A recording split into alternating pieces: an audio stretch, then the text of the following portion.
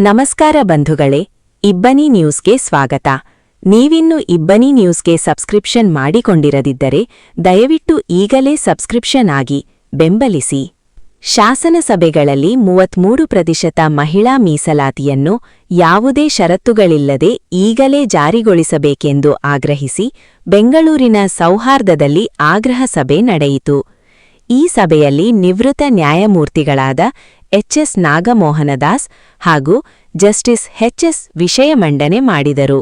ಮುಖಂಡರಾದ KS. Vimala, AIDWA, Sunanda, CITU, Asha Ramesh, Vimochana, Leela Patil, ಸಾಮಾಜಿಕ ಕಾರ್ಯಕರ್ತೆ, Prabha S, KPRS, Sujatha, SFI ಹಾಗೂ ಸರೋಜಮ್ಮ, ಎಐಎಡಬ್ಲ್ಯೂಯು ತಮ್ಮ ಅಭಿಪ್ರಾಯಗಳನ್ನು ವ್ಯಕ್ತಪಡಿಸಿ ಮಹಿಳಾ ಮೀಸಲಾತಿಯನ್ನು ತಕ್ಷಣ ಜಾರಿಗೊಳಿಸುವಂತೆ ಒತ್ತಾಯಿಸಿದರು. ಜನವಾದಿ ಮಹಿಳಾ ಸಂಘಟನೆಯ ರಾಜ್ಯ ಪ್ರಧಾನ ಕಾರ್ಯದರ್ಶಿ ದೇವಿ ಪ್ರಾಸ್ತಾವಿಕವಾಗಿ ಮಾತನಾಡಿದರು. ಸಭೆಯ ಅಧ್ಯಕ್ಷತೆಯನ್ನು ರಾಜ್ಯ ಅಧ್ಯಕ್ಷರಾದ ಚಂದ್ರಕುಮಾರಿ ವಹಿಸಿದ್ದರು. ಮುಂಬರುವ ಅಧಿವೇಶನದಲ್ಲಿಯೇ ಮಹಿಳಾ ಮೀಸಲಾತಿಯನ್ನು ಯಾವುದೇ ಷರತ್ತುಗಳಿಲ್ಲದೆ ಜಾರಿಗೊಳಿಸುವಂತೆ ಒತ್ತಾಯಿಸುವ ನಿರ್ಣಯವನ್ನು ಸುಶೀಲಾ ಮಂಡಿಸಿದರು. ಗೌರಮ್ಮ ಸ್ವಾಗತಿಸಿದರು. ಅರ್ಪಿತಾ ಕಾರ್ಯಕ್ರಮ ನಿರ್ವಹಿಸಿದರು.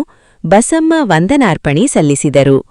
ಆಯೋಜಕರು national coalition for women's reservation.